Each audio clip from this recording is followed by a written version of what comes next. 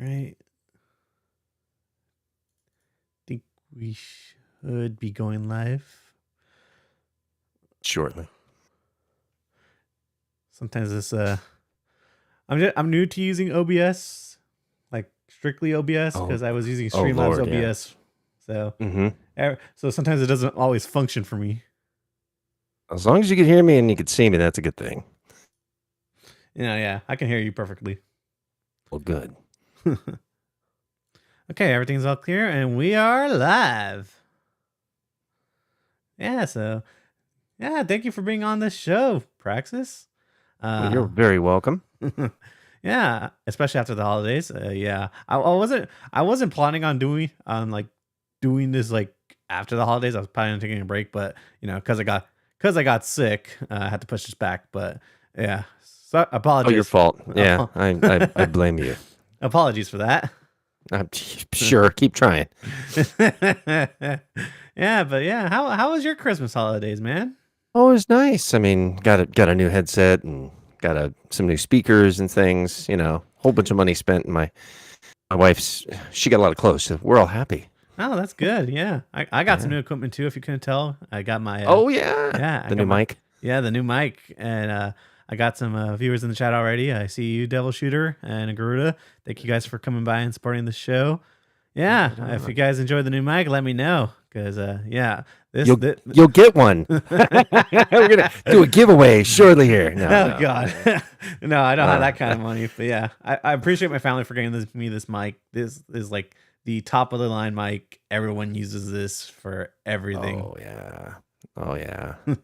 Yeah, I got that one earmarked too. I keep looking at it, going.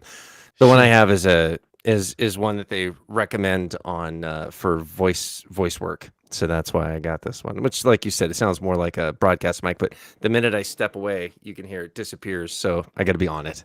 It's a little more directional and very close range. So it picks everything up when you're close, but not when you're far. Yeah. Same with this mic. But yeah. But you get any new games for your Christmas or nah, just equipment? I've added to my backlog a couple little ones, but not like big games really. I mean, just things that you could pick up on sale. I'm trying to remember what else. I've been like wholly invested in the finals, the new shooter. The new free to play shooter. Yeah, and it's mostly because of my son-in-law. He's actually a competitive player, so he's like crazy. I think he's in the top 3 or top 5 of the players for the game. Holy cow! Wow. No, he's no bullshit. He is actually that good. He's one of those ones that when he plays, people report him all the time for cheating, and I've watched him play, and I'm like, dude, he's just that fucking good. It's insane. You see people like no scope. I'm like, man, now look at that. That's just it's bots, right? And he's like, no, that's real. I was like, you sure? And he fucking pulls the controller out of my hand and just goes, yeah, see? I'm like, see, it's easy. I'm like, shut up, dude. I have a cousin like that plays like that with Call of Duty. Like when you see him, it looks like he's just like a machine going at it. Yeah, it's like pa. You're like, dude, what are you doing? Yeah, and he got 49 kills in the finals in one match, and his other teammates were like in 30s and 20s. I think they had like 90 kills total by the time it was done. It was a record. Wow. I'm like, Jesus, that's insane. And they didn't win either. They just were killing everybody because it was fun. Well, yeah, but besides that, it's good times. Yeah. Well, hope you got everything you wanted though. But oh yeah, and looks like you did too. So that's a good thing. Yeah, thank you. Were you expecting it, or did you told them I'd like to have that? I told them I'd like to have that because like it's always been my dream. It's always kind of been my dream end goal, to be honest, to get this microphone. Oh yeah. So they gave it to you. That's so nice. Yeah. Well, that's why I love my parents. They're legitimately like the greatest parents to me. I've suckered my parents into too many things too in the past, so I feel the same way. Like they were playing. I'm playing games back in the old days in the Super Nintendo Genesis days, and they had a game. I told my dad about it, and I didn't expect him to get it. And he's like, "That sounds logical. Well, let's do that." And it was a game copying device that rips games onto 3.5-inch floppy disks, and Oh it wow. sits on both consoles. It was like an oddball thing, and somebody told me about it, and I said, "Yeah, that'd be cool." It was like $500 back in the day. It was like, it was impossible money, and my dad's like, "Yeah, let's get it." I was like, "Are you kidding me?" Just like And we got that. it. Yeah, just like that. And then we ended up getting it. And I just told him about it and told him, all the virtues. It'd be great because then we could do this and we could steal games by renting them and then copying them. I was like, I told him all the bad things and he's like, sounds great. That kind of sounds like my dad because he used to pirate games off of this one site called Pirate Bay. So Yeah, you got to be careful. Those are treacherous waters, man. You got to be yeah, careful nowadays. You don't play that game. yeah, That's a dangerous game to play. yeah. But Oh, he used to get me free games, and like he actually would actually because I have the original Dreamcast, he actually was able to download games onto the onto like you these mean like discs. that right there? Yeah, Yeah. that Dreamcast. Yeah, I know what you mean. I have disc copies of Dreamcast games in a freaking Case Logic folder in my garage, so I Oh know what you're wow. talking about. Yeah, it's done Speaking that too. speaking about games, yeah, Yeah, let's get into the topic of gaming because sure. yeah. So I always like to start off slow with getting into the topics of like favorite games and all that. So I guess today will be no difference. So I mean, I suppose. I want to know your favorite game like of all Oh time, God, if you could of pick one. all time. It's like favorite movie, man. That's a hard subject. I know. That's why I like I, asking it. damn it, got to play games with me and mess with my head. Okay, I would say probably as far as like the best experience, and it's partly because at the time that it came out, my kid was really young, and she was that I was playing it with her there, and then a couple years after I got it, after it came out, I started teaching her how to play it, and then it became her favorite game. And actually, funny enough, this Christmas I ended up finding it and getting it for her was Twilight Princess. I would say, oddly enough, a Zelda game, and it's just because the memories tied to it. Teaching her, playing it with her, the whole thing. So I ended up getting it on the a freaking Wii U version just because it was the HD remaster and got it for her, and she's like lost her mind over it. It was awesome. She's like a little kid again. She's like, oh my God. It's like I get to play this. Oh yeah, and it was just it was a combination of like a newer generation, really making it look like something that I'd always want it to look like. The game played much better. It was much more enjoyable. I enjoyed it. I mean, there's a million games. You could say by number of hours, I would say Destiny and Call of Duty are probably, sadly, like the most I've put time into a game. And then I think following that would probably be Monster Hunter World. And so when you put all those together, those are the ones I play the most. But the one I liked the most is that, and the one I would say a game series that I've come to be very fond of also over the years. Like I said, the answer is a little odd. Yakuza series. I ended up falling in love with that series. Oh, really? And really getting into it. Oh yeah, I love that Okay. series. So Especially when it came out to Xbox, because the PlayStation 3 was the one console I skipped on the PlayStation generation. I just was like, it's too much, and I don't want to play around with it. I'm okay, gonna stick with 360. So you're kind of like a fairly newcomer-ish to the Oh series. yeah, oh yeah, oh you could say that with Monster Hunter, because Monster Hunter World was my first real experience. I purchased, I think, Monster Hunter 3 on the Wii U, and I barely played it. I played it a little bit and was like, eh. And then my buddy got me into World, and then I got obsessed with it. And so from that point on, I started getting into the Monster Hunter games. So anyway, but that's me. So I gotta ask, like, as a newcomer to the Yakuza series, because I actually have the Yakuza games in my backlog currently. Oh, geez, yeah. Which one is your favorite currently? Really, I've only gotten into like 2, 3, and 4 a little bit, because it's just miserable to try to put that much time with all the other games. I get distracted, like everybody, all the time. Like, I gotta play this. Oh, the new one came out. Oh my God, I gotta play that now. And it gets to be a pain in the ass. But the one I sat down and played all the way through, and it's because it drew me in so well, which the other ones didn't do as well, was Zero. Zero was like incredible. I thought that game, that blew my mind. That just totally blew my mind. It sucked me in. Every character design, every plot point, all the all of the interactions, the Japanese voice work was insane. Just some of the best, just so engrossing. It was like I couldn't stop. I couldn't stop. I played it for like I think a month and a half straight, and I like went through every tiny backstory, everything you could do, and finished the game. And it's just an awesome game. And why I haven't gone to go through the other ones, I think, is just fatigue. I was like, okay, that was great. I need a break. Considering how long the Yakuza games are. Oh yeah, it was a long game, and I was like, okay, that was awesome. I can do another one later. So I've yet to go back into it, and to put into perspective how bad I am about it. I mean, my God, the last 4 games, Yakuza games that I've purchased were Like a Dragon, the new it was one of the older titles I purchased that was on Game Pass. It was like, if it ever goes off Game Pass, I want it, so I purchased one of the older titles. Then Like a Dragon. Then I purchased the throwback game, the one that was in the samurai era. Oh, Like a Dragon Ishin. Okay. Oh no, yeah, Ishin, and then and then I bought what was it? Lost Justice and I think in.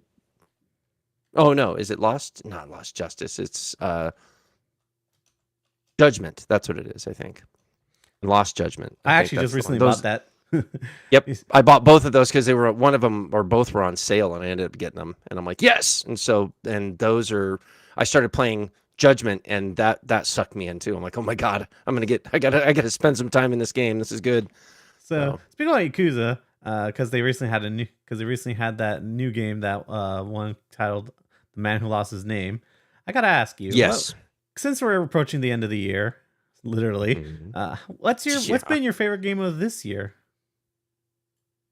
Of this year, I gotta pull things up and look. I would say it's the most surprising one. I'd definitely say for me was the finals, just because it's once again it's one of those ones you get into and then you kind of get sucked in.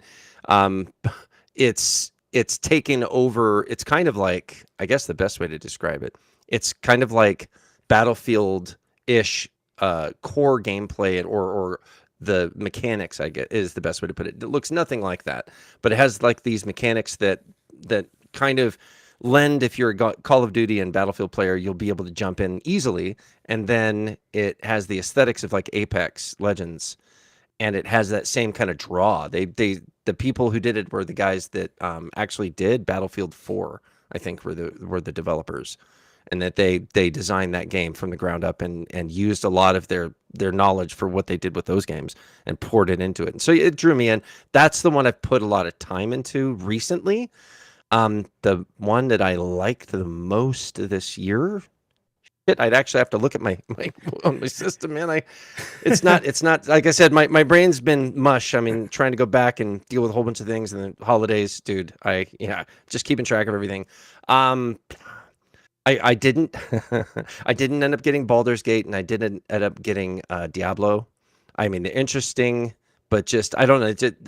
I didn't jump into them like everybody else. I guess, I don't know what to say. Let me see. I like Starfield. I played a bit of that, but I didn't get as drawn into it as I thought I would. And it's something I'm going to have to go back to as well to put some time in to really give it a fair shake. So there's also the Star Wars game from Respawn, Jedi Survivor. Oh no! As far as gameplay was, that one was that's an amazing game. Yeah. I've enjoyed that a lot. So there's that one too. Did you play Hogwarts Legacy? Yes, but my daughter actually, and that's an incredible game in and of itself. And my daughter actually plays it more than me and keeps, come on, Dad, you got to play. Oh my God, can't you play? This is a great game. Why don't you play this? I'm like, yeah, I know. There's just too many.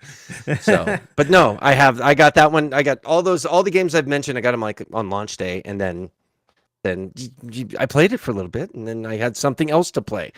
Crazy. It's just a lot of backlog issues I see. Oh my God, dude, this is like it's a great problem to have, but at the same time, when you're luckily I don't have little kids, so I don't have to spend time with them all day long, hanging out with them as far as like taking care of them. And so they kind of my like my youngest daughter's 14, so she takes off and does what she wants. My oldest daughter's married, so they're all and I play the finals with her online on her Xbox all the time. So I mean, still messing around, but home life and work and everything kind of gets in the way of me wanting to put some hours in my games, so it's kind of hard. Fair enough. Damn it. Yeah, I guess divorce is an option. Oh God. Tell my wife she'll love that. You said what? one Hopefully game she's that not listening in. no, she's not here yet. She's gone at the moment, so we're good. Pentiment actually was one that surprised me. I played that one, and I forgot about that game. I got delayed, kind of like once again. I played like I would probably 80% through the game, and then was like, oh, I've got to do something else, and totally lost track of it. And not but about 2 weeks ago, I jumped back in and finished the game, and was like, fuck, that was a great game. What a terrific game. Just well done. It's by I believe it's by the same team or a similar team that did the Outer Worlds. Is that who it was? Yeah, it was Obsidian. Yeah, it was like a smaller team within them. Oh yeah, but whoever did it, they nailed the old school point and click style games in a way that I've never seen done. That was just engrossing. If they made more games like that were off the beaten path and more independent style, more indie style game, like smaller teams, and just put it together and made it as intriguing and enjoyable. Dude, I'd be playing them all the time. They're great games. So I think that's what Xbox is trying to do with their developers, is create these smaller teams within these development teams so they can keep making like smaller games. Like there's a one of the guys, one of my friends online, he keeps bringing up. There's a couple of them keep bringing up that the coalition is talking about, that they're going to dive in. They're going to make a new Gears game, and I have to agree with him. It's like, no, let's not make a Gears game. Let's like dive into an IP that you haven't touched, or bring a new one in there. And I keep hearing Mandalorian. Mentions. Oh, Mandalorian. Well, mine was somebody said Dread, and I was like, fuck yeah, that would be amazing if they use the movie from 2012 as a launch point and made the foundation of the game and made a Dread game. I think that would be insane. That would be great. I'm not too big on Dread. I've never seen too much about him. I know about the character. Have you never seen the movie? Nope. Oh God. Yeah, that's probably one of the most underrated action films ever made. It's such a great movie. It's Carl Urban from Lord of the Rings. Oh wow. And okay. he's Dread, and it's just so well done. It's incredible. And for anybody who is a comic book collector who followed Dread in the comic books, it's not as, I mean, it's close. It's actually very close, but it is still a little bit different, but it follows it better than the old freaking Sylvester Stallone film from the freaking 90s. It was terrible. It was good for the cheese that it was at the time, but it's pretty bad. But the world is so gritty and so dark, and the way that they did it, I would highly recommend, if you could get a time to sit down and watch that, I would highly recommend seeing that movie. Great movie. All right, I'll keep that in mind. Also, real quick, I see Retro in the chat. Thank you for stopping by, my boy. Yeah, I suppose. If you must, Jesus. I guess moving on from that. I guess my next question would be related to New Year's. What game are you most excited for coming into the New Year's for 2024? Oh God, I have to think about all games. That's just out of my head, man. There's just too many to think about, man. Oh my God. Yeah, actually, there are too many to think about. There was that new Yakuza game actually has kind of got me interested, but I am a little bit more in line with, even though I like a Dragon, and I do like turn-based RPGs. I don't know. I prefer, as far as the Yakuza series, I kind of prefer the old school beat 'em up, kind of the Arkham style fighting gameplay and mechanics. I kind of prefer that in my Yakuza games. I like beat 'em ups versus turn-based, but that's just me. Fair enough. So I'm assuming the newer one is probably going to be more turn-based, but I don't know. I know the one that just came out recently, I think, was more of an action-based one. And like I said, I haven't been able to play it. I've got it in my backlog. I'm like, I got to play things, man. As far as new games coming out, man, oh my God, I got to find them. shoot. I'm literally drawing a blank. I apologize. You know, Good. I If would you if prepare, but why would I do that? That would be no fun. you I could look like a fool this way. This is perfect. well, honestly, I don't, I'm only excited for like one game, and that's What's because that? I played the first game, and that's Helldivers 2. Oh yeah. I Oh, absolutely love that's the first awesome. game. I'm Oh. excited for the second one because the first one, if you haven't played it, I highly recommend it. You can get it on Steam for pretty cheap.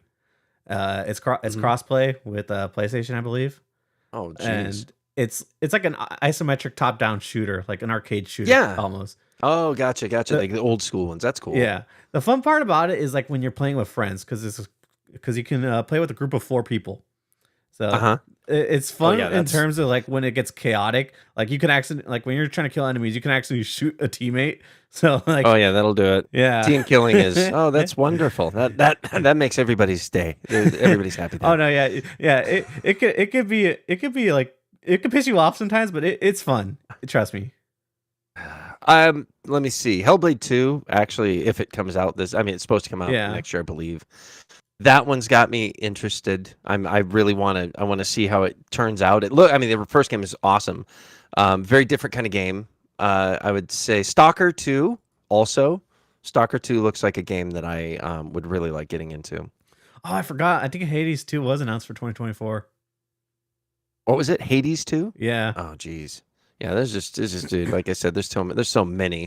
It's like everything's falling in line. It's going to be insane. I'm just looking to the January release, trying to see what else. Oh my God. Yeah, it's not that bad. Like a Dragon Infinite Wealth. That's the new Like a Dragon one. Yeah. The I'm surprised Tekken about how game. close that released with the other one.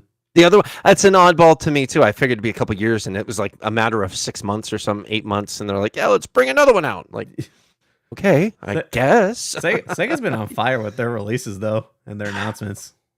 Well, yeah, oh yeah, God, that's the other one was the remasters that are coming out. That's got me excited as hell. I'm actually really looking forward to all of that, and that they're all individual releases. That they're not like a collection. It's kind of a trip, which means, I know Sega didn't do. They weren't the ones involved in Streets of Rage 4, which was a phenomenal game in and of itself. But I think that might have kicked them and made them go, "Hey, man, we gotta get on board and start doing some stuff. Bring some of these old titles back." And I'm glad that they did, especially Jet Set Radio, because that's one of my favorite old games. So it's great to see them really getting back into bringing some of their franchises back out, so people can play them again. Yep. Just reviving old IPs. I think Capcom is really the one to thank for that since they've been like Oh yeah. on fire the most with doing that. Especially with Oh yeah. Resident Well, Evil. oh yeah. The Resident Evil ones are the ones that. Well, it's a cash cow. Why wouldn't they? With Resident Evil 8 making as much money as it did, they were like, "Holy crap!" Well, even though I think, if I'm not correct, I think what was it? Monster Hunter World and the Resident Evil series were like neck and neck. I think Monster Hunter World is still their number one selling. One of, if not one of two number one selling franchise, or I'm not franchise games of all time as far as money making and units sold. It's crazy. I was just shocked that made that much, and it shocked them. That's probably why they're like, "Oh my God, we need to make some more of these." But the Resident Evil it's always going to make money. It's kind of like Grand Theft Auto. You put that name in front of it, it's going to make money. You remaster it, make it look better. Hell yeah, people are going to get it. I mean, I've got all the remakes thus far for Resident Evil, so I'm happy. Same And here. they're amazing. Oh, They're great games. Technically, I'm only missing 4 remake, but that's because I'm waiting for it to go a little bit cheaper on the sales A little side. lower? Yeah. A little lower? It's not. I've been kind of looking at it. I've seen that after getting it and kind of, fuck you, salesman. Why are you doing this? I got that. You know how much I paid for that? It's like, damn it. Especially when it comes to the Steam winter sale. I like Ugh. my wallet's always just goes down the drain with that. This is true. Man, there's a lot of unannounced games. Good God. Yeah. For 2024. Oh my God, the list is insane. What the hell? That's crazy. I won't even look at those. Forget it. Not even. I'm looking down this list, and Wasn't Wolverine supposed to release in 2024? No, I hear. I'll go down the list and look at the W's and see maybe. Let's see. I'm pretty sure because the leaks it said that it was pushed back a little bit. Maybe, but I doubt it's 2024. There's no way. They Yeah. showed like a pre-rendered like 10-second trailer of him popping his claws out at a bar, and you're like, But that's it? Okay. if you see the leaks, it does look playable though. Like really, like, it does, but very early. Yeah, no, yeah, of course. That's like. So I would say too early for 2024, in my opinion, unless they're pouring 100 or 200 person team onto it to try to knock it out. But that would be dumb too. Let's knock it out as fast as we can, get it out there, and have it be shit. Wouldn't want that. or unless they decide to go the Activision route of pouring 1,000 people on it. Oh my God! Yeah, no. What could go wrong there? What crunch? What are you talking about? No, they don't. I know. Never. No. Do that. We'd never do that to anybody. I guess moving away from that, going back to Game of the Year. So I guess I want to get like your stinker of the year. What game have you kind of been disappointed by this year? I would as far as the one, it's pretty easy as far as I'm an Xbox guy, so as far as from the for all the hype built up and for what it ended up being was probably Redfall. Redfall was terrible. It was just it's a dead horse. Beating a dead horse gets old. But I got to bring it up because as far as a major studio doing it, and I've heard things, rumors that they wanted it to fail, or they weren't worried about it. I just don't know what to believe. I don't really care. They released it. They put all their backing. They put a ton of advertising into it. They did all these reveals and gameplay. Expos on it, kind of going, hey, check it out. This is what we're gonna do, and this is how awesome it is. And it came out, and to me, it was just dead in the water. I was just like, wow, this is, it is terrible. And I'm also a little bit of not a graphics whore, but I like that the system can do things that the older systems can't. And for me, it felt limited. I was like, what happened? They pushed it so fast that they couldn't even get a 60 frame per second mode that they eventually did get in there. And I was like, and then they had to skimp on certain things to make it work. And even then it wasn't, I don't know. It was supposed to be something and it never really came up to be that. And it's kind of disappointing. I would say from the Xbox side, that's probably the biggest stinker. From an overall video game market and release standpoint, is it the day before? I think that's the game. Oh yeah. Oh Jesus! Talk about that's the biggest scam in gaming to date, as far as recent scam. I would say there's been big scams, but that one I could say that was pretty atrocious how that ended up.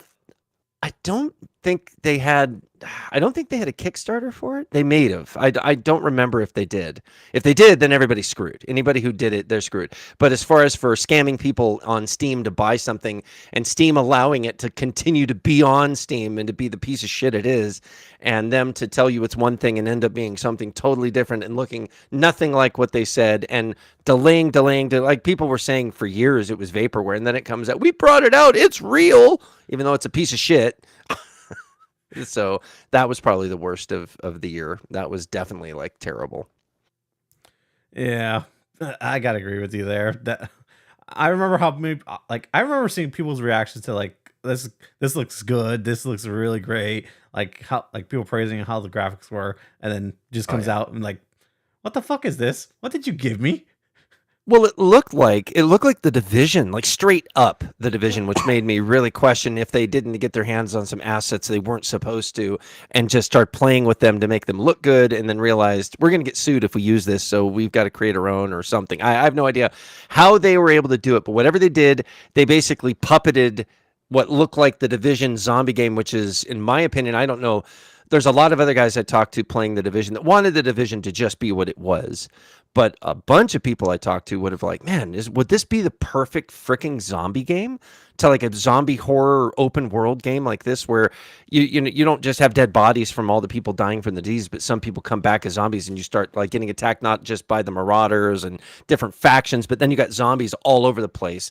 And if you went into the dark zone, if it was all zombies like you had to like go through, and it wasn't just like the Call of Duty zombie game that is just kind of cliche and very heavily its own thing. If it was zombies done in a way that the day before original trailer showed, it would have been incredible. It'd have been more interesting, more like DayZ, I think. And that would have been something. But that's what they were, the market that they were saying that they were going after, that was just all bullshit eventually. It's just, I think a bunch of guys said, we're going to make this, and got way in over their heads and promised too much. Their ambitions were like, you could tell that they meant good with it, what they wanted to go for, but they just couldn't. As far as I could tell, I guess, yeah, maybe. Yeah, I would hope, but yeah. Well, I mean, I hope they'd want the best game, but like, yeah. Either that or that was all just a way to scam people for money. But I don't know. It's what was it? Was it? I don't even think it was a week before they announced they're closing. It was like a couple of days or a day before they announced they were closing their the studio. We're closing the studio. Thank you, everybody. It's going to stay up on Steam. Yeah, of course it is. And we're just going to use the money to pay back our investors. Like, right. Yeah. I think Steam ended up refunding everybody because they didn't want to refund people themselves. Oh God, yeah. Yeah, there was. Oh yeah. And I think it was. One of the guys I was watching showed the number of consecutive players at once. I can't remember. I don't know if, I think Day Before actually had a pretty good amount because people were interested in it, but there were a couple other games that were brought up that were like, there was like 10 or 12 people on the day one of the games released recently, and I was like, oh my God. And that's a game that was not by a major studio, but that people knew about a little bit, and it ended up being a piece of shit. So it's like, wow, it's crazy stuff, man. So sticking to the stinker talk, I always like to throw this topic in as a question because a lot of people can answer the question of like their favorite games, but a lot of people have a hard time answering this question of their most hated game or their least favorite of all time. Oh, one of the ones, it's an old game too. There's actually a couple of it dates me pretty badly. when I point out a couple of them. One of them was back way during the N64 era, and it's just it's some of these experiences stick with you, and this was probably one of the worst. Was it was Superman 64, and one of my buddies was a huge Superman fan, and I was I love Superman, but I was like, I don't know how they're gonna make it into a game. He's like, no, you gotta get it, and I ended up going, okay, I'll buy it, and I bought it, and he hadn't even really played it fully, but he was just excited about it, and it was just a terrible game. I'll do an old one, the one I mentioned, and then I'll mention a newer one. And oddly enough, two of them are flying type characters. So anyway, but so that one was miserable. But the one that actually, like, a lot of people back in the Atari 2600 era would bring up E.T. and being really disappointed. It was a terrible game. But the one that I was the most disappointed about, as far as for the name recognition, was the Raiders of the Lost Ark for the 2600, which people were, oh, you can play it, but it was like one of the most unplayable games I ever had, and got it, went home with it, played it for hours, just bashing in my head, trying to figure things out, and just like never played it again. Like pulled it out, was like, that was money wasted. I don't want to. I don't even want to see it again. I'm so pissed. It was terrible, terrible, terrible game. Just, I don't know if you've ever watched anybody try to play it. It will make you're like, what the fuck are you doing? What are you doing? How can you do what is this? It doesn't make any sense. I might need to look that up after this show. It's a terrible, terrible, terrible, terrible, terrible game. It's I'll take your word for it. You see games where, characters are represented by dots and things like that. And they even tried to make the character look like Indiana Jones in its own way. But the problem is, it's what you do.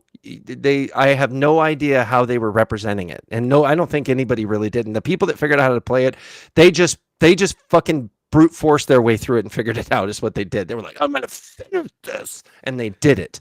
And I think that's about the only way it could have ever happened. But terrible. That kind of sounds similar to like the story experiences I've been hearing, because I actually recently bought Amazing Spider-Man 2, and that sounds like a lot of people's like gripes with like how they felt about that game, because like it was just like a terrible experience overall, because like there was a system that Activision had put in place into that game, which was like I think it was like Hero or some like Hero or Nemesis system or whatever, where if you didn't save people, it would put this meter on you where the cops would go after you, Oh, or that's great. yeah. So not only that, but like I guess like they had like these things are kind of like how it works in the more recent modern Spider-Man games, where you go, they're like these random events where you go save people, right? But like Mhm. like five of them could happen all at once, and if you don't do one of them, it adds to the meter of the cops going after you. So if you Oh, say geez. if you only do one of them, if you can only do one of them, it doesn't matter. So like Oh yeah. God, that's it. Let's penalize. Let's make sure everybody pays for it. Yep. That's terrible. Yeah. The other one that was sadly, mechanically speaking, and from a many aspects, was a good game, but just felt kind of empty and extremely repetitive. The game loop got old really quick. People tried. It seemed like the developers were trying to make a some kind of a in some ways a little bit more of a Destiny kind of gaming loop, and it just fell apart for it. Was Anthem. And Anthem, mechanically speaking, from a flying aspect, was probably the best Iron Man simulator I've ever played. Like, it made you feel badass when you're flying in the air. It was like, oh my God, that's incredible. It was really fun in that way. And just for that aspect, it gets high marks as far as that. And the game controls and the shooting is pretty good. But the game, it was empty. And then they just kind of abandoned it. And I think that was the biggest problem. You were like, oh God, what happened? It would have been if they would put more time and effort into it and really focused on the story, made it more interesting. It probably would have been a really good game. But You see, that's the that reason was why another one. that was the reason I never touched it, because I knew Bioware were going to Yeah. abandon that stuff as if it wasn't successful. Well, I steel booked. I mean, I still got the fucking steel Oh book no! downstairs. Anyway, oh yeah, oh no, yes, oh yes, I own it. I own it. But yeah, I've not played it for quite a while. So, I guess moving on for that, I always like to ask. Well, I always like to figure out where people start off from, like their first console. What was your first console? Well, as a kid, the one that was purchased when I was a kid, kind of for me to play with my dad, was the 2600. So that was my first game system. So and he went with that probably just because of name recognition. The first time I played a game was actually my dad had the old Pong box. There was just a little black box with paddles that you Wait, could hold on he the actually side. had the Pong box? Yes, yeah, he owned one. My dad owned one. He bought it years and years. So he was into video games before I was even born. So Oh he was wow! kind of he got sucked into it, and then Those things weren't expensive. Those things weren't cheap back then, right? They were pretty. no, I have no idea what he paid for it, but he said it wasn't cheap, and my mom wasn't happy he got it. So it's like, okay, great, that's a good one, Dad. And yeah, 2600, and like, oh, like in the early 80s, he ended up buying a 5200, which was a mistake. It was its own system. It was a different system. I was happy because it was better looking and did things better, but it was funny the amount I didn't think about it until later, the amount of double dipping and making the same game over on the newer system, which happens even nowadays, but just seeing how much was made and how many games we owned on both systems, like, wow, we were dumb. Why would we do that? Kept buying the same thing. Not like sequels, just like the same game. It's funny. That's how I feel But when I buy GTA every console generation. well, I would say it's hard to say. It's just interesting how 6 is going to turn out here. It'd be curious. I'm happy to see it go back to Vice City, but definitely they are making innovations in their way. You could say innovations Yeah. with some of the stuff with like the social media stuff. I'm like, that's a gameplay mechanic? Oh God. I got a TikTok gameplay mechanic. That's great. It's like, I'm gonna make time to do TikTok say reality. twerk on a car. Like, oh God. What the fuck is this? I'm actually It'll be excited for interesting. GTA 6. Oh, it looks great to see them actually do something. I am interested, and it does look like they've done some pretty impressive stuff with the engine to make it really push the limits a lot more than like 5. 5 is as old as 5 is. They can't help but trip and fall into a new good-looking graphics engine as opposed to the one they had. So in my opinion, but it's a good thing. I'm glad to see them moving forward with it. And I am excited. My only worry is because of like current modern gaming. You know how everything needs to be live service based, and how successful Oh yeah. GTA 5 was for them. That they'll next multiplayer for GTA 6 will be grindy and will push people more towards their shark cards or whatever they push this time around. Yeah. We'll have to see how they do. They're gonna have to have some kind of system to make money. Yeah, I mean, it's the residuals that they've got out of GTA 5 that's paid for its lifespan to be as long as it is, and basically have bought houses for the upper level, executives at Rockstar. They're gonna have to come up with something and probably push something that's gonna continue to make them money, because they sell the game. It's gonna have to have additions, and I don't know. I'd like to see the old DLC updates more frequently, but I don't know. I have a funny feeling they're gonna, like somebody was saying, what are they gonna do with the GTA Online now? I'm like, it's gonna probably have a new online.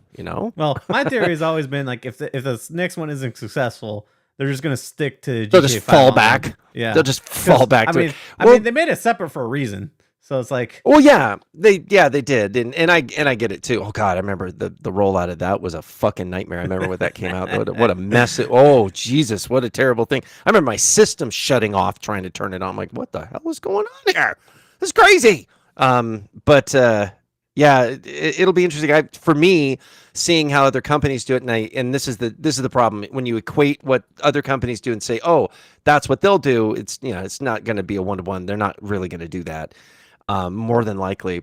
And I made a comparison to like Activision and Warzone, and they made a Warzone 2, which they upgraded, and Warzone 2, the difference in their release was pretty close. Warzone 1 and 2 were pretty close together. They were only a few years apart, and they still made a brand new Warzone completely and abandoned the old Warzone. So that's why I'm like, I think engine-wise, I think online, unless they can upgrade the engine, or unless they struggle with making an online engine work because of how many problems the original one had at the beginning, and they want to go with something that they've kind of been able to really build the world and make it better, I think more than likely they'll probably keep the online for a while, the old school one, and make it a bridge to the new one. With the bridge will be GTA 6, and then there'll be an online for GTA 6 that's based on a graphic engine upgrade later, maybe, and like you said, maybe I think they still are using the same game engine, so it wouldn't be that difficult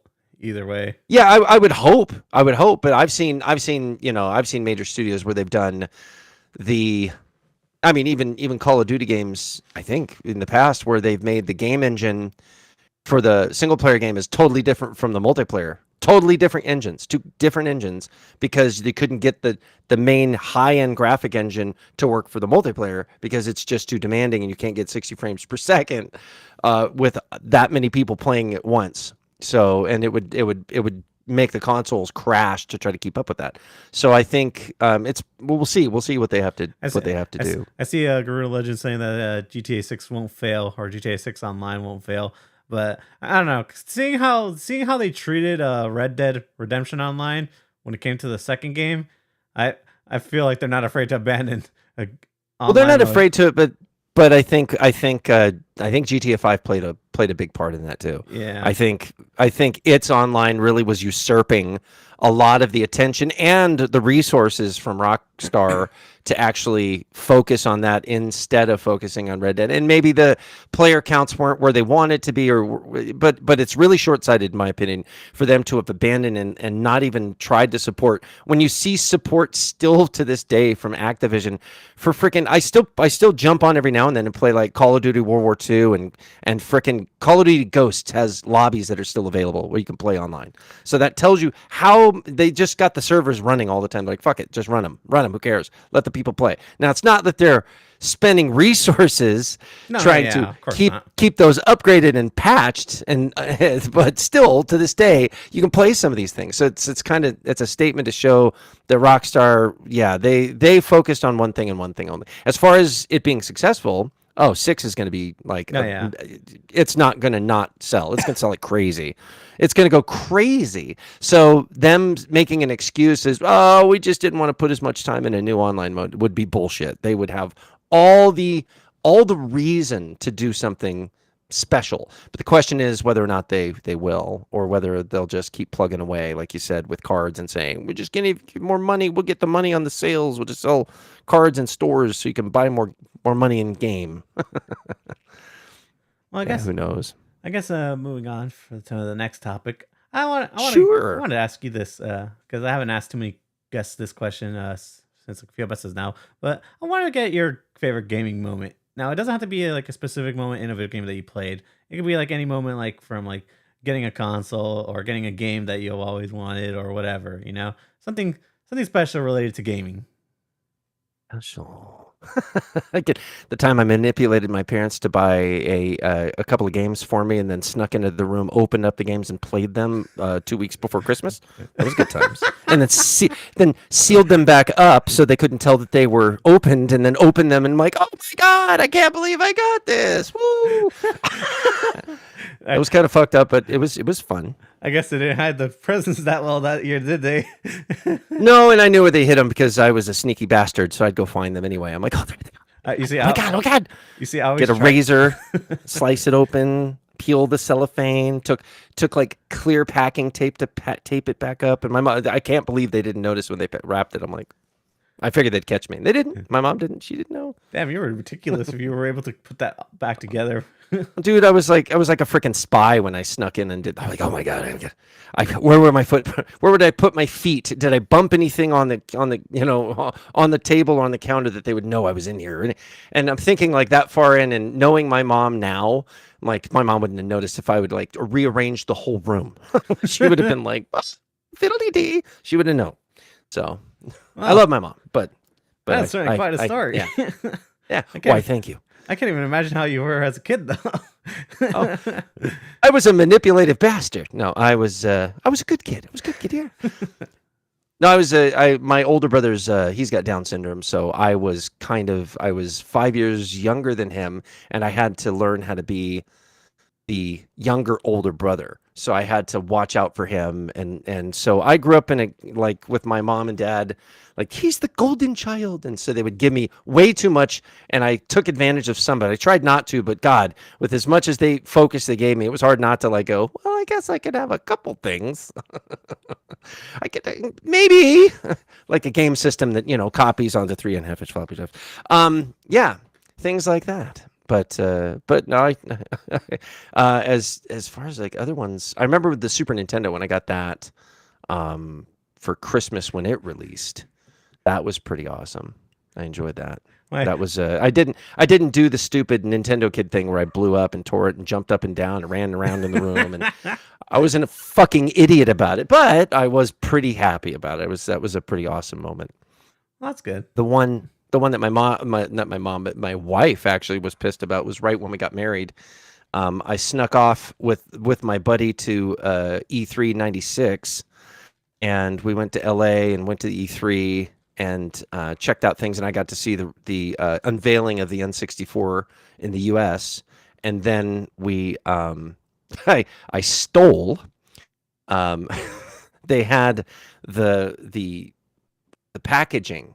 Like they had all of these packaging for the N64 done, and they were mock-ups. So they were boxes. They were the packaging boxes. They said for display only, but they were the display boxes, and there was like a wall of them. They used them like bricks, and they made a wall around their exposition, their area. And as I was walking out, we had these bags of fucking swag that you would get from all the booths you'd go to, and they were packed with like magazines and flyers and all kind of shit. And I took one of the boxes; they were just like double-sided taped together, and I pulled one off, looked around, shoved it in the bag, and then put some stuff over it, put my shirt, like my jacket over it, put it, and carried it out, took it home. And my buddy's brother, who's my closer friend, actually couldn't go. I went the year before with him, and he couldn't go. So we went, got home. I took I took the box, and when we were there, I stole the box for a specific reason. I knew what I was going to do, and I did it. I told my buddy, he says, "Fucking steal it, do it, let's go." So we did it. Get home. Wow. I I went and I took my Sega Saturn box, pulled it out, pulled all the styrofoam out, and set my Saturn and cut the styrofoam with my Saturn in it to the shape of the N64 box, slid it in, closed it up, and then we concocted a story that there was this secret contest that Nintendo held that they didn't tell anybody about. And in the contest, whoever played this game, which we just made up whatever it was like a level of Mario, and you had to do something, and if you could do it faster than anybody, you had a prize, and they wouldn't tell you what it was. And then at the end of it, I ended up playing, and I ended up winning, and in so doing, I won this prize, and it ended up being a Nintendo 64 console. And so told my buddy this, right? And we're sitting in his living room when we did it. Told my buddy this, and he's sitting there looking at his brother and me back and forth, just like, what the fuck ever. Yeah, you guys are full of shit. Whatever, man. No, whatever. I go, oh, dude, you should see your face. And I pull the fucking box out from behind the chair I'm at, pull it out and set it in front of him on the ground. And he did act like the fucking Nintendo kid and ran up his fucking stairs, ran all around his whole house like he was 5 fucking years old. And we were out of high school. We were in college, and he was running like a lunatic. And he was losing his mind. It was hilarious. I was trying my best just not to fall over laughing. And so had him like finally calm his ass down to sit down and open the fucking thing. Here you go, man, check it out. And he opens it up and he looks at it, pulls out the Saturn, looks up at me and goes, "I'm gonna fucking kill you," and chases me around the house as I'm laughing my ass off.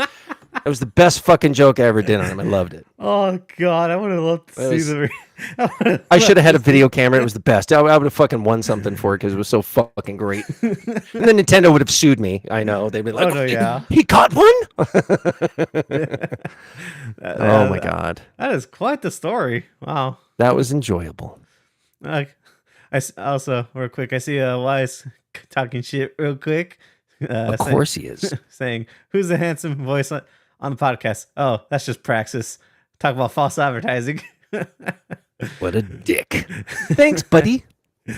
Love you too, man. I guess that's a good segue into my next few set questions related to content creation. Well, which I know you don't really do content, but like I'm more interested in the side of work that you do in like appearing in podcasts. You could look at my YouTube channel and see a couple dumb things, but yeah. there's not much. It's pretty threadbare, man. There's not much there. Not much there. No. I guess that leads me into my first question. Like, how did you get into the podcast space?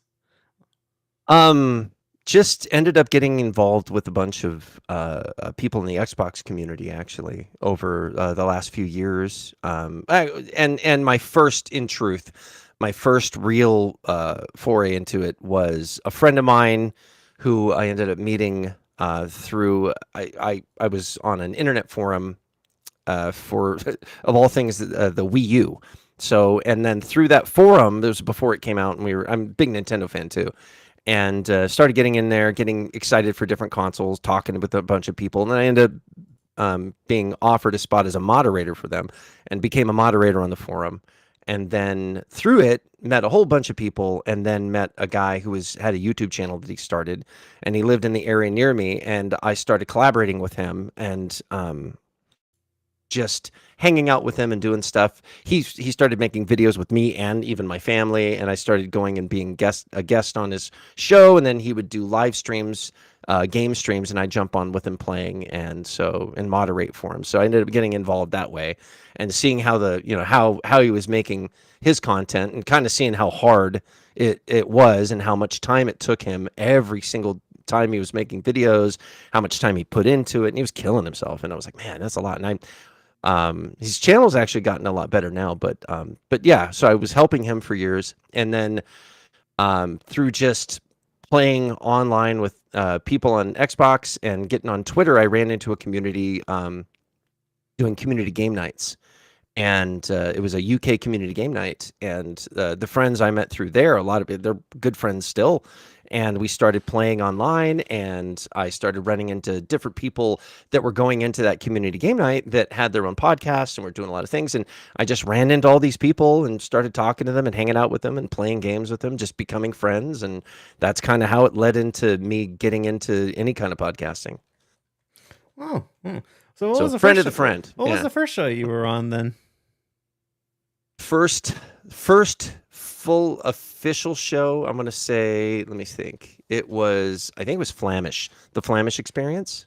That was the first, I'm I think the I'm well first acquainted official with show. Flamish. Yes, yes, yes. So he had me on, and then he had me on a regular basis, on a fairly regular basis, and it was kind of gotten crazy with the time, and the time, the day that he picked was Sunday. It was rough.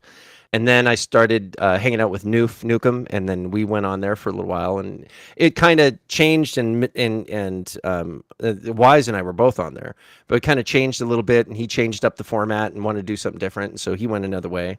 And then Wise created his own, and so I jumped on with him. So that's how you kind of transition from. So is that kind of how you transition from Doom to Wise then to being on his show? Well, yes, correct. He stole the show, so I just followed him.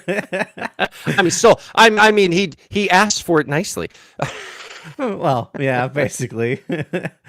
No, it was good. Yeah. They're still friends as far as I know. He comes Yeah. on all the time, so he's not mad too much. So As long as he's drinking, he's fine. So have you ever thought about doing your own show? Because like you have, I personally think you have the voice for like your own show. Like you could do it. Well, my wife is constantly telling me, she's like, just do your own show. Come on, figure it out. Do whatever you want. Figure it out. Just do something. And I have so many different hobbies that I'm into that, yeah, I've had a constant, like in the back of my mind going, well, what can I do? I just have to figure out where I want to go, because as much as I like gaming, I don't want to kind of pigeonhole myself and put myself in that market and say, that's all I do. So I don't know. And the other thing is, one of the things I'm continually trying to do in the background that I haven't done as much of as I like to, and it's really my own fault. I've had a lot of medical things that happened this year that kind of taken my mindset off of what I'd like to do. But it's voice acting and voice work, and doing just voiceover work too. I have a friend of mine, his site is Raz Bazi, and he is creating he's created, I should say, a racing game. And I had been following him for a while and said, hey, you need anybody to do like the menus, the menu, because it's a kind of a homage to Sega arcade racers. So I decided to offer my services and do voices that sounded kind of like the old Sega racing game menu systems, like the guys calling it out. And so he was like, yeah, let's do it. And so I ended up doing all the voice work for his menu systems for the game. So there's that. And that's at least a step into the gaming industry, but I gotta in the indie side. So I'm trying to just kind of promote myself, but I gotta really get out there is what it is. And like I said, because of a lot of the medical things that have been going on this year with me, I had some issues that were a little scary. And so now I'm in a better place. I need to kind of move toward what I want to do as a side job and see about making that a full-time job if it really starts to work out the way I'd like. Well, hopefully you can. But I guess I guess that actually leads me into my next question, because that actually interests me the most. I didn't know that you were a voice actor until I took a look at your Twitter profile. Because I only knew you I only knew you from podcasting, because I'm friends with Doom, so that's how I met. That's how I got in contact with you. But yeah, so explain that whole thing, like how you got into voice acting. Well, I always like doing voices, just different, like, I speak Russian. What do you talk about? Of course, yes, I like Russian. You like Russian? Very good. Yeah, white Russian? No, black Russian. Maybe. Don't know. I like doing different voices, and I've always done it as a kid, and I decided, well, maybe I know there's a market for it. Maybe I can get into it. And of all places, I was at a restaurant, and a waitress walked up to me and was like, "You got a great voice." I'm like, "Well, what do you mean?" "Oh, well, thank you. I appreciate that." My wife's sitting next to me. "What the hell? She hitting on you?" And she's like, "No. I think you should like go to like the Fiverr or something and try to get a job." was like, what? And I look it up. I'm like, oh shit. There is a bunch of fucking work out there for this. What am I doing? I'm losing it. So I started like collecting things I needed. I kind of laid a plan out and started getting the things I needed to record. And it's just like I said, for me, it's getting past a couple of things that I had medically and with work that I have to get myself in a place where I need to be to do it on a more regular, steady basis, and putting myself in a place where I can record it in like a sound room that's that I can guarantee that it stays the same and is a constant quality that I can provide, because that's a big deal. And once I can do that, well, and now I'm at the point where I got to make the reel. I've got to just put a reel together and start getting myself out there and throwing it up and see if I can get some interest. So we'll see. Well, good luck with that. So, well, I appreciate it. I guess my next question would be like what roles have you landed so far in terms of like? Well, that's pretty much it. My buddy doing. I've done some intros, Next Level Gaming, for Mike Mullis, and I've done the intro for him. My buddy Animated Evil, he has a channel. I've done the intro for him. I've done a few different intros for people, because I can do the movie guy voice. So because of that, then people are like, oh yeah, do that voice. So it gets people interested, but I don't want that to be my number one. That's what he does. Being like the announcer, just saying, let's get ready to rumble all the time. And that's all you do. That's what you're known for, the announcer guy voice. But yeah, I would like to be one of my actually a goal that I'd like to do. It sounds odd besides video game voice acting would be amazing. I'd love to just do that on a regular basis, but it's also doing voice work for animes and cartoons. Animes would be amazing. I would love to get in there, do the villain's voice. When I hear that is very hard work, considering how they do their recording segments, because it could take a long day's work just to record. Oh yeah. Yeah. Oh yeah. I'm friends. I actually know the lady, Shelly. Her name's Shelly Blonde, and she's the voice actress who did the original Lara Croft. She's the original voice actress for Lara Croft, the first one. And so I see her all the time. She does ad work. She does tons of voice work. That's her full-time job. And she is dedicated everything for it, and that's what she does. And yeah. I totally respect and look at her as an example of what I'd like to do. And so I'm hopefully able to do that sometime. Real quick, soon. Shout out to Sir X-Man. I see you in the chat, and thank you for supporting. Thank you for the sub. I really appreciate it. See X? Oh yeah. Yeah. We'll have to play Rock Band sometime. I swear to God, X. I apologize. I know I've been off my game. I apologize, man. You're a big Rock Band person, huh? Oh yeah, I like playing the drums when I can, when I don't break them. Hey, fellow drummer here. Yeah. I'm not a great real drummer. I'm pretty decent, but I'm not gonna go fill in on your studio recording. Don't ask me that. Jesus. No, of course not. Good there. I'm good with the plastic drums. Plastic drums are great. Yeah. Yeah, but I guess moving on from that, it's like, I guess my next question would be like, so do you plan on like doing podcasts along with doing the voice acting stuff, or do you think? Yeah. I think it's kind of a way to put myself out there, like, and just do multiple stuff at once, kind of like put like dip your toes into things. I don't want to. Now the other thing is, one of my close buddies, he probably will say something different. Is Cerebral Paul. He's a great guy, and he's a busy man when it comes to podcasting. He's one of the busier people out there. He's like on when they ask him where can we find you, and he's like, I'm here Monday, Tuesday, Wednesday, Thursday. You're like, Jesus Christ, dude, what are you gonna stop? God. He's always doing something, and he's keeping himself, he's busy, and I'm happy for him, and I think it's awesome, but I think it's, for me, I can't look at it that way. Obviously, I got a wife and family I've got to keep, spending time with, funny enough, if they want to, if I want them to have a good relationship. And then as far as my regular work, I've got to keep doing that. And so, yeah, I can only do so many things. and keep up with. So I want to do some podcasting. I'm going to be able to jump on people's shows and do things. But I also want to. I'd like to do my own content a little bit, and I like I said, deciding what it's going to be is kind of a key. Maybe even doing something similar to this, where I talk to somebody and just kind of pick their brain, figure things out, see where they're at, what they're thinking. Well, well, if you I'm not stealing from you. I promise. I'll just bring people to you. well, if you ever do steal from me, just make sure to credit me. I want to make sure. I was gonna say send you the check. Yeah, I'll send you that. I'll send you that check. Don't you worry. It's in the mail, buddy. It's in the mail.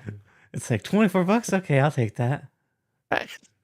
Yeah, you're getting a gift card. That's what you're getting. Okay, just tell me gift card of your preference, and yeah, I definitely don't ask if I got the gift card for Christmas, but you'll get something nice. You definitely have the personality to do your own show, though. Like, if you ever do decide, I appreciate that. If you ever, so do you. Thank you. Well, I'm trying to prove myself, so yeah. Well, you're doing good. Thank you very much. It. Yeah. Also, I see Sir X-Man saying in the chat that he'll be starting his own podcast in 2024. Right on. That's always great. With best of wishes to you with that, sir. Yeah. It'll be awesome. Oh. I know X. He's a good guy. Okay. So I guess my next question would be related to voice acting. Would be like, so would you want to do stuff in the video game industry too, like voice acting? For video game characters? Yeah. Voice acting as a whole. Because there's different levels to when it comes to voice acting. I know this. Like when it comes to doing animated works, video games, anime, like it all works differently in terms of like how like voice actors do their work. It can be, and it all depends on the production. I mean, if you see some of the upper level production for games, it's basically voice work that you would do for film production or for animation or anime production. So I mean, it depends on what level they're looking for. If you're doing just fill-in work, or like what I was doing, which is basically menu work or small bit voice work, where it's little bits and pieces here and there. That's a little easier to fill in for. You still have to, make everything right and work for the customer and do what you need to do. But as far as I see the game industry, like I said, if I'm going to get into it, I'm wanting to get into it in the way that that it would be for anime in a lot of ways. And I think that they would kind of cross over in some ways if it was where I would want to be. If I'm able to get where I want to be, that's probably what it's going to be like. So that's what I'm hoping for, but we'll see how it goes. Like I said, I've just got to get myself out there a little bit better.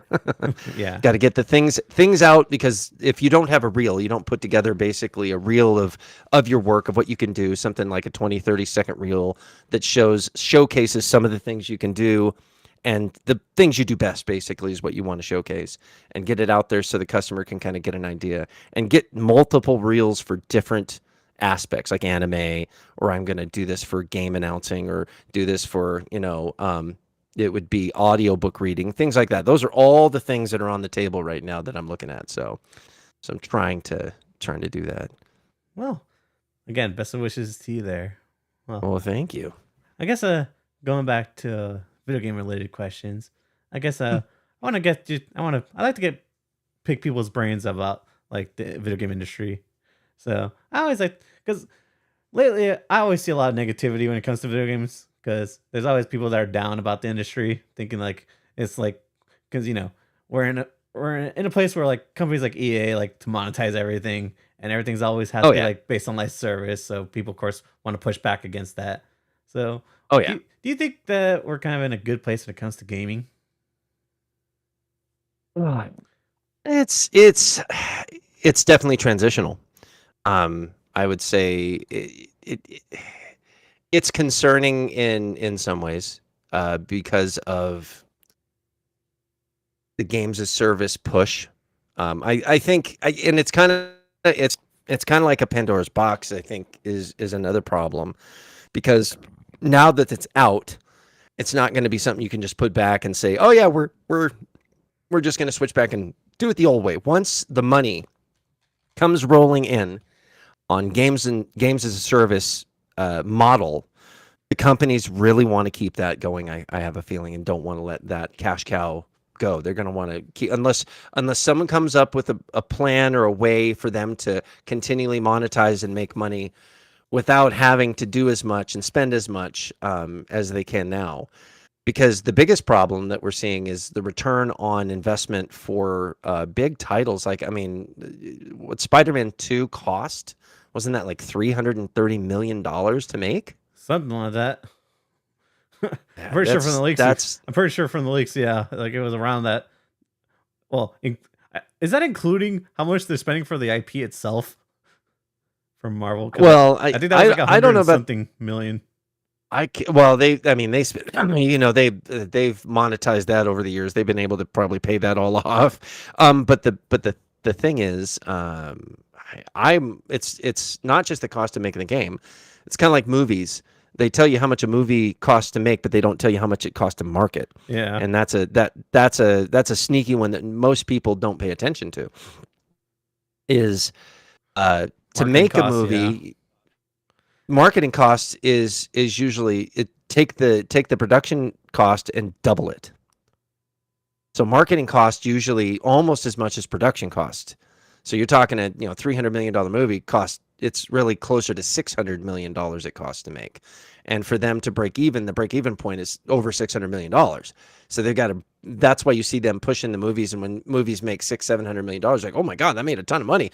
No, not as much as they spent, and they want to see big revenue. Like Marvel really got, and kind of branching off, Marvel really got Disney used to, or the Marvel movies got Disney used to making $1 billion every time they brought a movie out. And they started making this, they were making money hand over fist. And when they started seeing those returns drop, then their production spending just diminished exponentially overnight. They're like, whoop, we're going to stop. Or not overnight, but over time they're like, yeah, we can't spend any more money on that.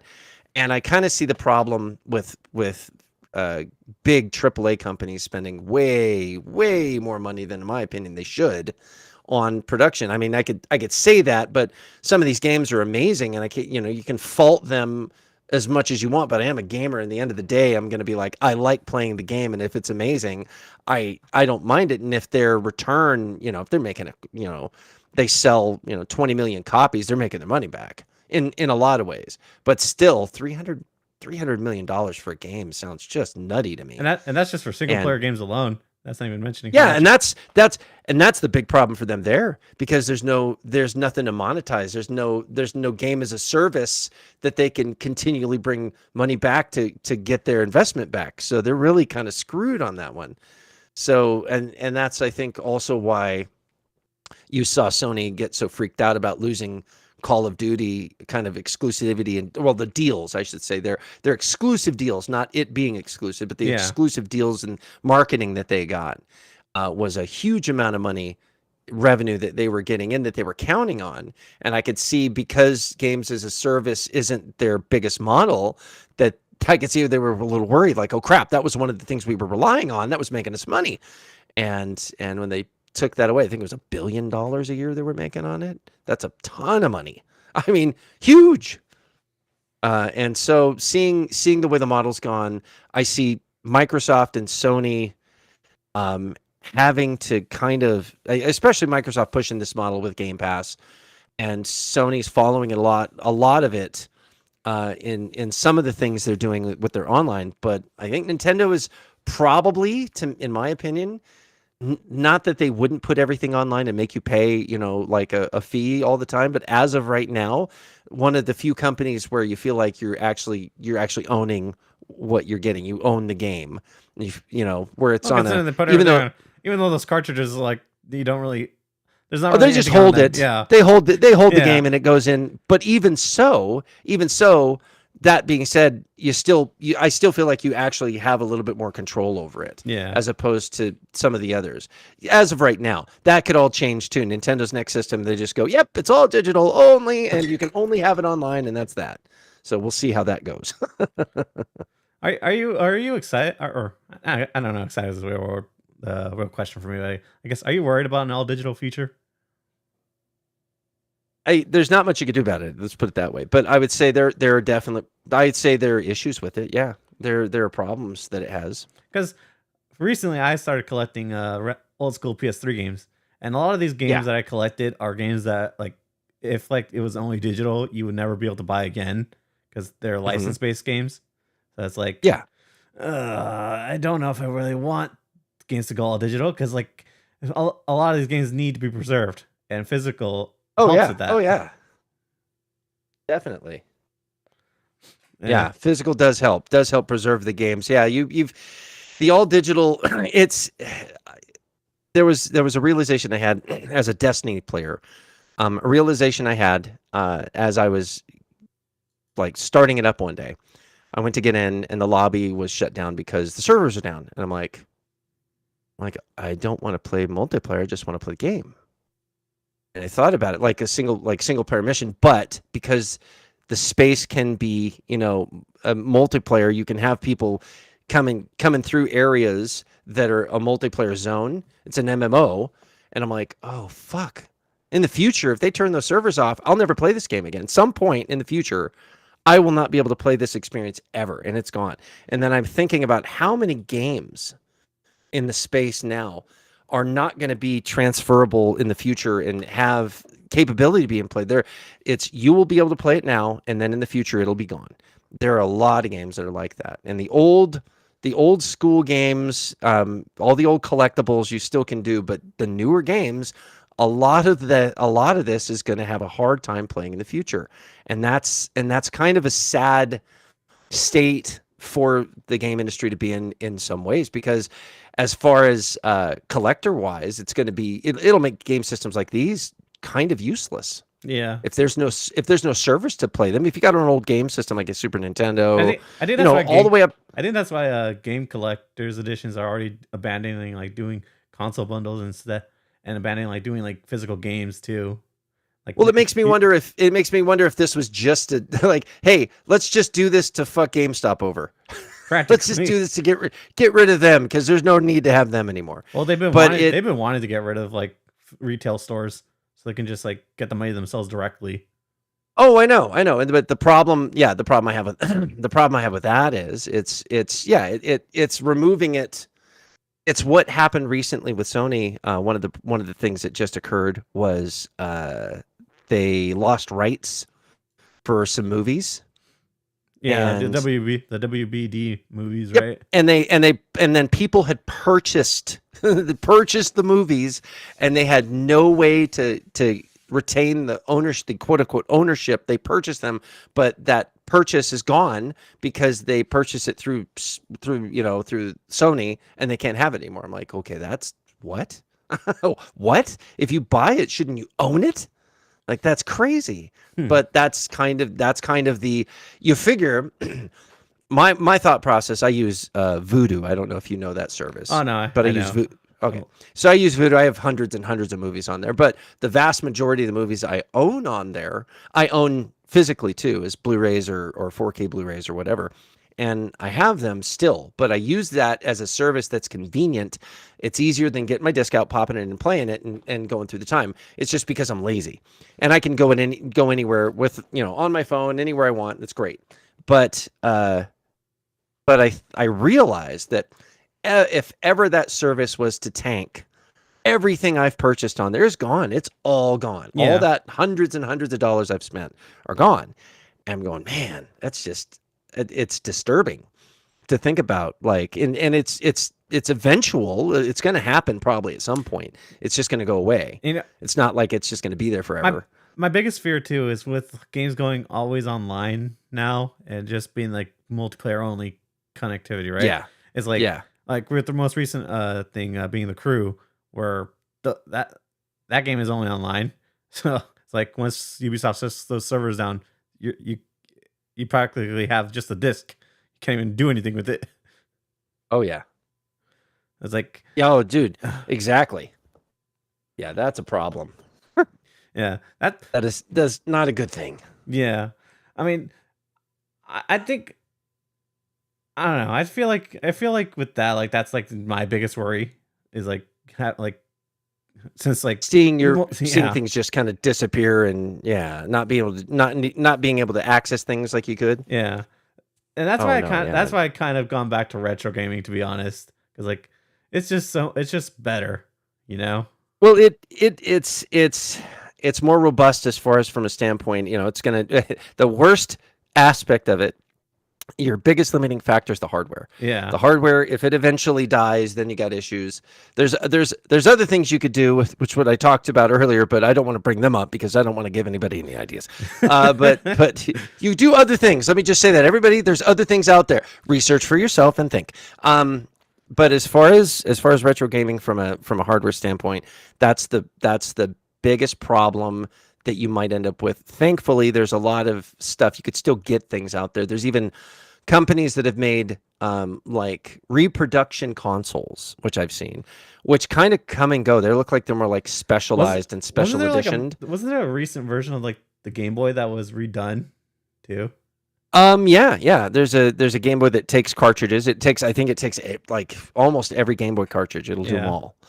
And then that a company similar to that, if not the same company, they made a Super Nintendo console. They made a Genesis console. They one right now that's still available is a TurboGrafx 16 console. Take the cartridges and the discs, so it'll play them. So if you have the software, you have new hardware that'll play these things, and they all have HDMI cables. They upscale the 1080p. So I mean, they do a lot, right? It's not just the old systems, and they run pretty quick, and they're not cheap. They're expensive hardware solutions that you would have, and it'd be like buying all your old consoles, but you'd be buying newer versions of them that are a little more robust, that are newer technology and chips built into them, so that they're probably going to last a little bit better than the older ones, potentially, depending. And so I like seeing that. I like seeing people that are dedicated to keeping it alive that way, and I think that's a good thing. But the big problem is also there's a limited limited amount of software out there too. So you've got those discs and games that are out there, and there's only so many that have been produced. And when those go away, that's all there is. You're not going to find any more. And eventually, that's going to make the markets for retro gaming even more collectible and expensive than they are now by a lot. So it'll end up being difficult, and that'll make the market I don't want to bring up very, directly, much more of a market probably everybody would go to, but that's just me. Because fair it's enough. easy to do that. Yeah. I mean, I'm in support of that market, but I mean, Yeah, it's for me. It's if you've there's no check and balance. There's no way for somebody to verify. yeah, Generally, I could say I've owned something in the past, and that's why I can download it. So I've owned it. I know I've owned it, and I have no problem doing it. yeah, And I don't worry about that. And I've owned multiple versions of things, so I'm like, yeah, I don't care. Especially like Nintendo. I'm like, I've bought it on this system, on this system, on this system, and this. I've had all of these. I'm not worried. I've given you money. Oh, and then I've bought the same game on your online service for 2 systems. I ain't gonna play that game anymore. I'll play it my own way. I'll play it on my computer. But anyway, besides that, like yeah. I guess besides that, I guess we'll wrap things up. Moving along. sure. You and Yeah. you and your dad in Pirate Bay, man. God damn it! You bring it up, didn't you? Okay, maybe I should have stayed silent away from the Nintendo police. Hey, we didn't tell specifics. I didn't give addresses or anything. They don't know where I'm. You don't know where I live, Nintendo. Stay away from me. They probably do, actually. Yeah. Nintendo Gestapo. Great. That's You always got to worry about those Goombas. Nintendo ninjas. Yeah, those Goombas coming at my house. Yeah, good times. Yeah. So, But I guess wrapping things up. I guess I'll let you do your outro. Wait. Before that, I actually got one more thing to say. So I guess I want you to give a little advice, like for people who want to do voice acting, because I always like to get people like who do specific stuff when it comes to either content creation or like whatever, like to give advice. So what advice would you have to give for someone who either wants to do like podcasting or wants to do voice acting like you do?